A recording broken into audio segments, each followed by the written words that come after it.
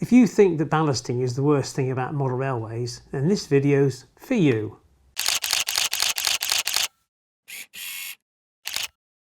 Hi, welcome back to Chadwick Model Railway. I'm Charlie. A couple of weeks ago, I thought I would make myself a new programming track for my little DCC layout, but make it portable so I could take it along to a show or whatever, and then help other people to reprogram their locos and perhaps remap their CVs. That would be quite a good idea. But then I thought to myself, well, rather than just nail a piece of track to this board, because this is an offcut from an old layout, I thought I'd put a bit of scenic on it. You know, just a little bit of a hillside and a ballasted track and so on. But then I thought, well, if I'm going to do that, I might as well do a quick video and I'll show you how I do my ballasting, because I think ballasting is a piece of cake. You just need the right tools for the right job, same as most things really. So all I'm going to do now is I'm going to paint this little bit of chipboard, which I've edged with a bit of sort of 2x1, is it 2x1? Well, whatever. Give it a coat of paint, and then I'm going to stick a strip of cork down the middle and get back to you. So time's moved on, and as you can see, I've painted the outside of the board black, and I've put some kind of lightish green on the board itself, and I've glued down some 2mm cork. Anyway, so that's that done. Now I always use copy decks to attach my track to the board itself. Some people prefer different glues, other people pin it. There's lots of other ways, and none of them are necessarily right or wrong. There's obviously more than one way to skin a cat. But I like copy decks. It's non-toxic.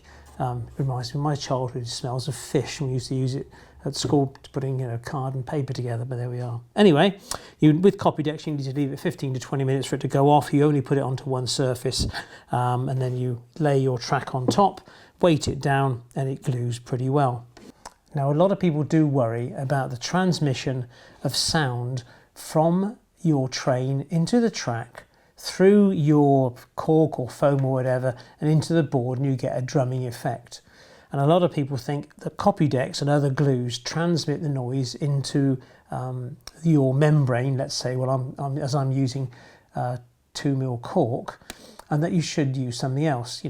Well, I find that if you pin it, then the noise gets transmitted through the pins. I think either way, my honest belief is by the time you've ballasted, whatever you were going to use to deaden the noise doesn't really matter, because the noise is then transmitted from the track straight into the ballast, straight into the board. And there's nothing else you can do about it. And if you've got sound locos you've paid all this money for and everything else, well, that's the way it is. I mean, there's no easy answer to this. If you disagree, I'd really like your comments, so do leave a comment in the section below. If you've managed to get rid of this drumming sound, because I'm only too willing to publicise the fact of how you've managed to do it, because it's beyond me. I just know that using copy decks and either 2mm or 3mm cork on top of the board is as good as it can get. I'm going to try and use cardboard egg boxes underneath the layout to see if that will draw the sound down and kill it that way. But that's for another day. But sound with locos and their trains drumming across your layouts has always been a problem, and as far as I'm concerned, it probably always will be. There are a couple of things you can do to avoid it.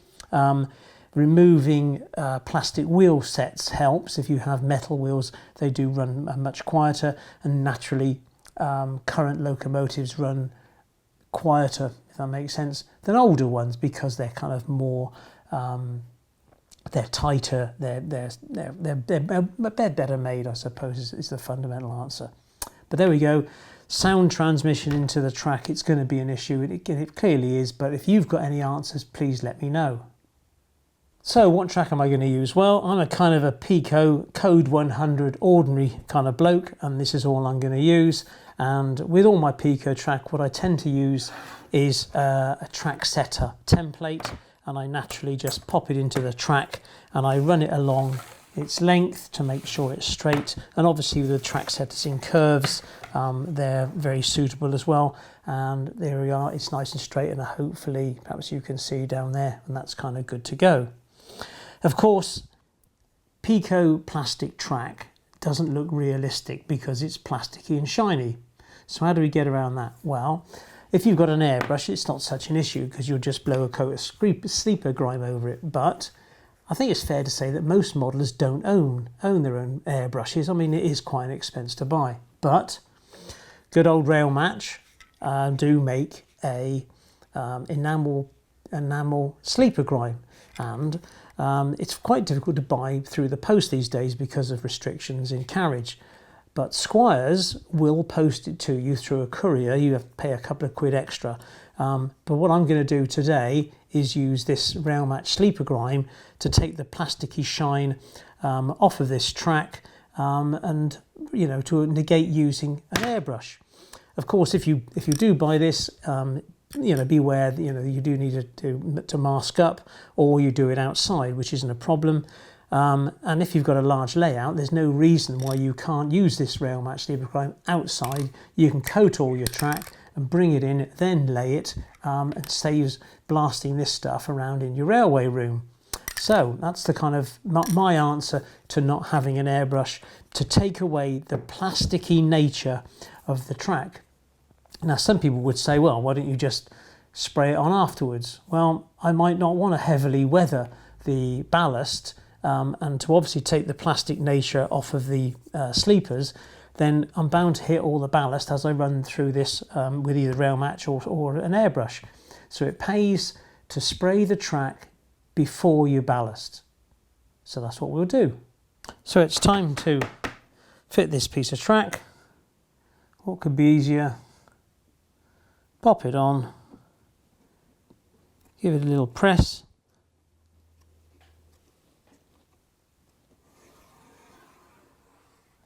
piece of cake, and then all I'll do is weight the rails down whilst that goes off in the next few hours.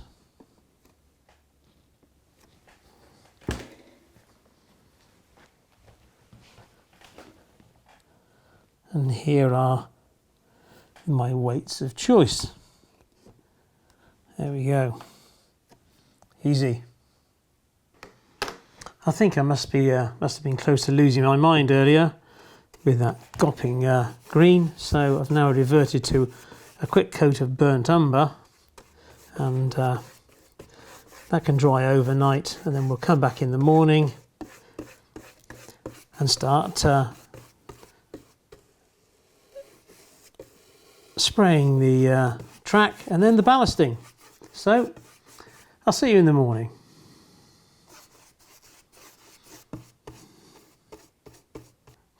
So it's now the following morning, and as you can see, the burnt umber paint has dried out quite nicely. But looking at it a little closer, you can see the white dots on some of the sleepers, because this piece of track had previously been used on a layout, and I think it was part of a helix, so it was covered in nail holes. So naturally, before I spray it, I just wanted to fill those holes in so it would look a little bit more presentable when I spray it. And since yesterday the weather's turned and it's a little bit more showery, but what we'll do now is I'll take this outside onto the little table and we'll blow a coat of paint over it and see what it looks like. Well, I've shaken the can up for several minutes as per the instructions. I'm not too sure how well we're going to get on out here with the wind, but I'll give it a go and see what happens. Well, it was far too windy in the garden, so we've taken shelter in the garage and we'll spray it in here and see how we get on. I won't keep talking now because obviously I'll have a little bit of a mask on, but hopefully you can see the effect of this paint.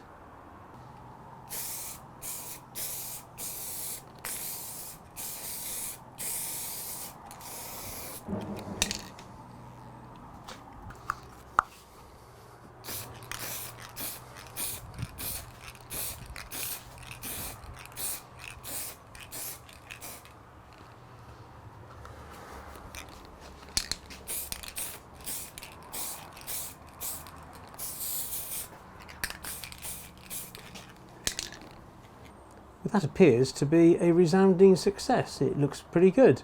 I've given it more than one coat. I did spray it from both sides a couple of times, and being an enamel based paint, it now needs a good few hours to dry out, unlike the acrylics. But anyway, we got it done, so it's just a case of taking our time and waiting for it to dry.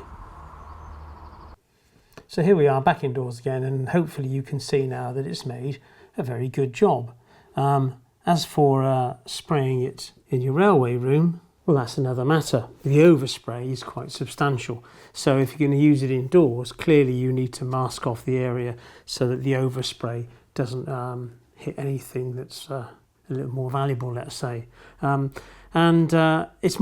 paint's far more wasteful than using an airbrush, clearly, because you get so much of the paint just gets kind of blown away. But anyway, it's a reasonable job. So now we need to talk about ballasting. Now, your choice of ballast is very subjective. A lot of railway modelers tend to use Woodland Scenic medium ballast, medium being the size of the grains, and grey blend, because it's not a bad little ballast. It looks quite good. It's not a uniform colour, so it's the kind of go-to option.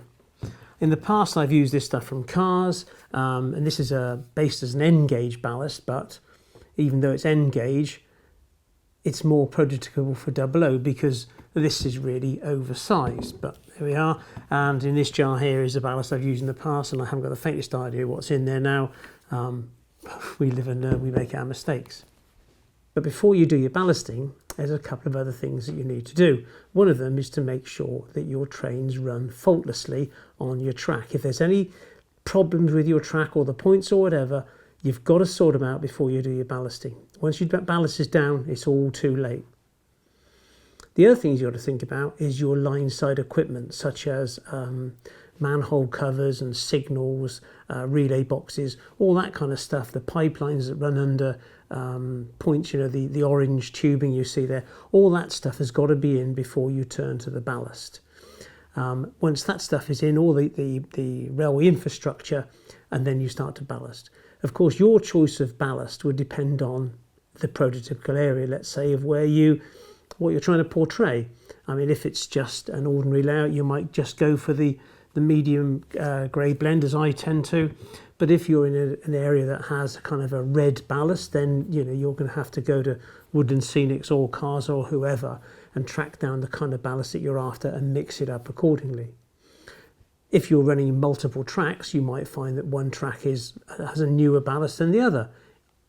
On layouts, it kind of looks a bit odd, but it is more prototypical. So ballasting is very much a personal idea, and you want to portray it exactly as you want to see it, but it's not the sort of thing you necessarily want to get wrong, because once it's down and it's gone off, it's kind of down for good. Of course, you can weather it and just change the general appearance of it, but get your ballast right so it looks right before you start thinking about gluing it down. If you haven't glued it, you can just get it back off with a vacuum cleaner and start again. I may not have mentioned earlier that when you're using the old Rail Match aerosol, what you need to do when you're finished is turn it upside down and spray it until the paint goes clear, just pure air coming out, just to clear the nozzle. Same with any aerosol really, but obviously you need to keep these aerosols clean. So to ballasting. So first thing is, what do we need? Well, we clearly need some ballast, and as I mentioned earlier, I'm going to use Woodland Scenic's medium ballast, and it's the grey blend is what I'm going to use. I'll also use a little applicator, which I will come to later on. After that, I will need a pair of ladies' tights and a vacuum cleaner. The list gets more and more bizarre. I then need a water bottle filled with some water and a couple of drops of washing up liquid.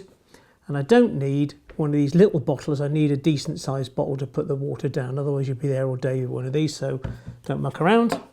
Then of course I need a 50-50 mix of decent PVA, well not decent PVA, PVA and water. I use Dial from B&Q, so it's an ordinary stuff. 50-50 mix with water and a couple of drops of washing up liquid. I may or may not need a paintbrush. I need a pipette to get the PVA onto the ballast. I don't need a syringe. I don't like using these. I know some people do, because they suck up their PVA and then kind of ooze it onto the track. But I find if you're a little bit heavy-handed, you can kind of blow the ballast away. So I tend to avoid those. And you may or may not need a spoon. Okay. There we are. The only thing I can't show is the vacuum cleaner because it's just down here. So let's crack on. How exciting. Okay, here we go. Here's the applicator. It has a little drawer on the bottom of it which shuts off the feed of the ballast. There's a small hopper. You pour your ballast in here, then you open the door by pulling this little bit at the back. Easy as that. The ballast then can fall out of these little holes, and hopefully you can see them there, onto the track. There are 3 holes. One goes outside, the other goes in, middle one goes inside, and then there goes the other outside. And as you're aware, as you've seen I'm sure, the cork is cut almost the exact dimensions of the track. It isn't sticking out too much. It's, you know, a smidgen, a millimetre or 2 just on the outside, because what I'm after is the traditional ballast shoulder. So we can, you know, you can see, so it looks sort of prototypical kind of main line, very interesting. So all I'm going to do is fill this hopper and then run it down the track. And hopefully you'll see that it's far easier to use one of these devices. So I'll put it on there, I'll shut the little door, I shall fill it up. It's exciting, isn't it? Just ready for it to all go to rats, aren't you? Okay, and then all I need to do, like I say, is open this door. I'll shove it from the other side, okay, and all I do is move it down the track like this, and hopefully you can see that you get a pretty even feed. Now, I'm not going to stop when it runs out of the side of the camera, because all I'm going to do is refill this hopper and keep going down the other side until I get to the end. I'll get out my seat.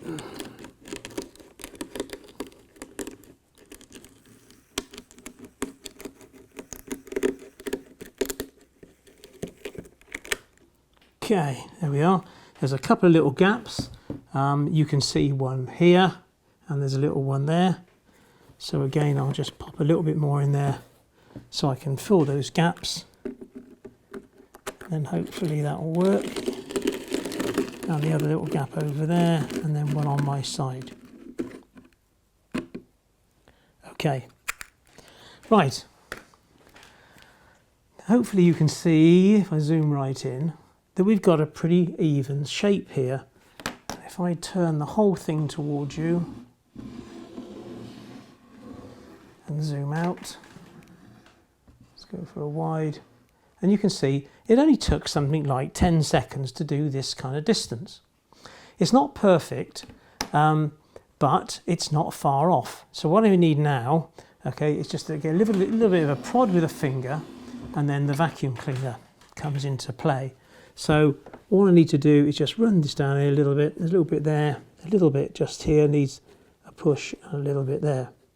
Now traditionally what we've always done is gone along with these things and then used a teaspoon with ballast and then fade the ballast all the way in. Well, I just don't do that. What I use this spoon for is this.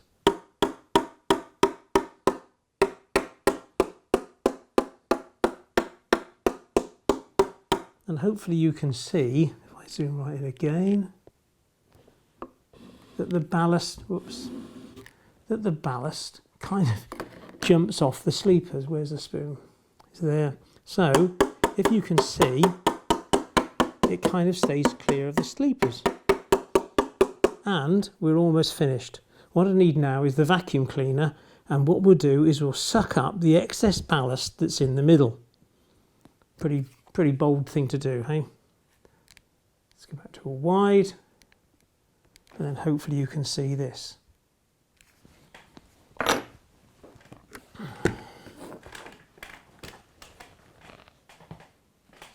Yep, it's plugged in, or perhaps it isn't.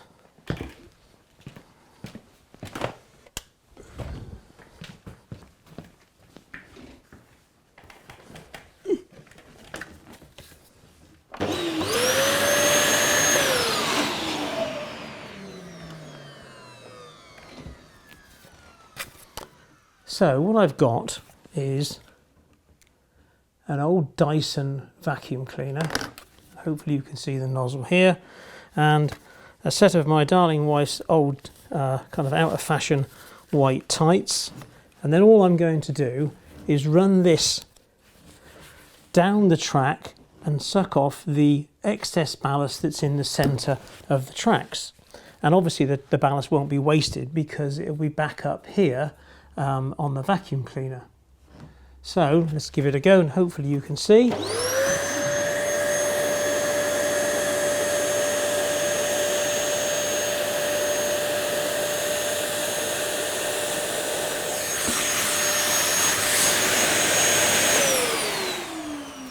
So if I zoom in again,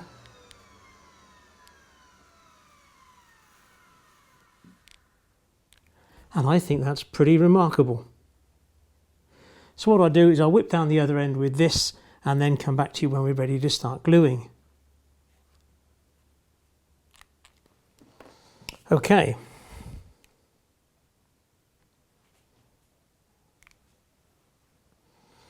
So now we're getting into the more messy bit, and this is the old, this is where we want to spray the water on the rails and give it a soaking.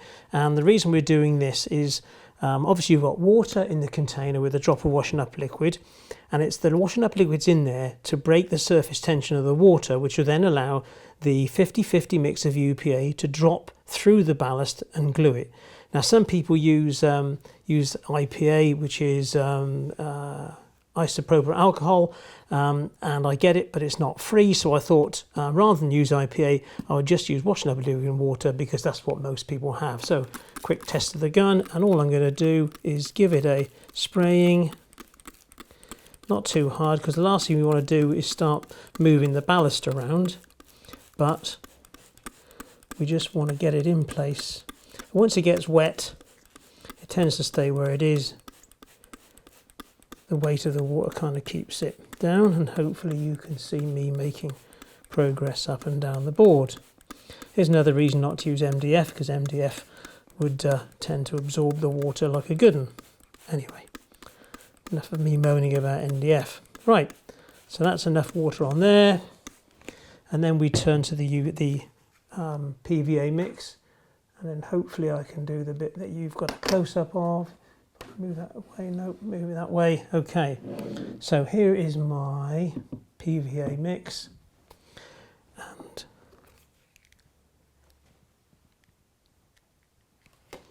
so all I'm going to do is suck it up in here and then give this a damn good soaking.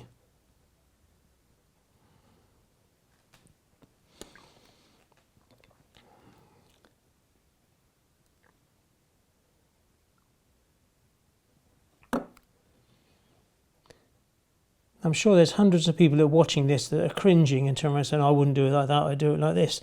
Well, there's more than one way to skin any cat, as I'm sure we're all aware. But this is the way I do it, and it kind of works for me. But what I don't do is I don't spend hours and hours ballasting track. I find that this method, albeit rather agricultural because I just sort of crack on and do it, but it works for me. So I suggest, you know, you might want to give this way a shot, really. And we're almost finished already. I run down the centre, and then I run across the tops of the sleepers on the outside, and then hopefully that will then drain into the ballast on the outside, as you can kind of hopefully see that coming through. I'll just do the other end. I know it's had a camera shot.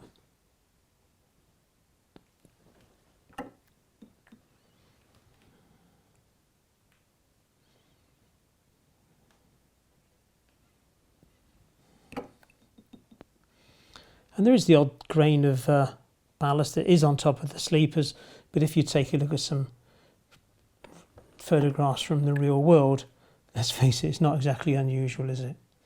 And there we have it all done, and I'm going to leave it like that until the morning, and then we'll come back out and see what it looks like. Whatever you do now, don't touch it. Yeah, by touching the ballast now, it'll cling to your fingers and it'll just end up as a kind of a clingy, horrible mess. So if you've made a mistake or whatever, or something's not quite right, it doesn't matter, just leave it. In the morning you can go back, you can chip a little bit off and replace it as necessary. But just leave it alone, leave it to dry out in its own sweet time. It's not going to be rock solid in the morning, but it'll be good enough for us to come back and give you an update. So I'll see you in the morning. So welcome back, and once again it's now tomorrow, if that makes sense. Well, the track's dried. As you can see, the milkiness of the glue has kind of disappeared, as it's now kind of 12 hours later. But make no bones about it, this ballast is still soft, and if I poked it, it would all come away. It really does need kind of 48 hours to dry right out to become, you know, really hard and brittle. But in close up, then what does it look like? Now, hopefully you'd agree that it appears very nice. It's you can see I rubbed a Pico track rubber along the tops of the rails to take off the rail mat sleeper grime, and if I compare it to an ordinary piece of Pico track that which hasn't been painted, and you can see the difference that the colour of the sleeper grime spray makes to remove this plasticky kind of shine that appears with standard track. And also, if you remember, I had those holes drilled in it, and there's still some holes left in this one, and that little bit of filler I put in and then sprayed over the top, and those holes are gone. But make no bones about it, this ballast here is still quite soft because it's only been about 12 hours since I did it. But hopefully you can see the difference. So there's still a few little bits of balance to be sort of picked off, and I'll do that, like I say, when it's completely dried out. If you want a more exact ballast line, then you can always put a piece of tape down close into where you're going to ballast to make sure that the ballast is kind of in a parallel line. But to be honest, I don't really like that because it needs to be a little bit kind of all over the place, otherwise it just looks a little bit regimental. And then you can also put a smaller ballast around the outside, which is known as the cess, which goes between the tracks and also between the sort of permanent way stuff, the cable trunking and all the rest of it. So there we go. If you've got anything to add to this, if you don't like the way I've done it, or perhaps you do think it's a good idea, then please leave a comment. If you use isopropyl alcohol to do it, then please leave a comment what the advantage of using IPA is, because some people may wish to use it. It is an added expense, but you might find that it dries out quicker and that kind of thing. So for our community, the things that you've noted will be of much worth. There's another video that I've done previously about improving the look of track, and there should be a link up here to that, which you may find interesting, where I actually paint the rails a rust colour, and that kind of improves it a stage further. It might be of interest, and please take a look at that. This is the first of a new series of mine known as Back to Basics, and if you'd like any subject that for me to cover, then please leave a note again, and I'll see if that's kind of suitable. But I wanted to do it so that it's not for the experienced expert railway modeller. It's more to sort of induce new people into the hobby and give them the basics, an insight of what it's all about, really. So there we go. Hopefully you've enjoyed it. If you're one of my patrons, thank you very much. Obviously your support helps me buy all the stuff to do this, and if you'd like to become one, there should be a link there. In the meantime, there should be a subscribe button there and another video here and here, and you've got time to watch them. So until next time, take care. Thanks a lot. Bye bye.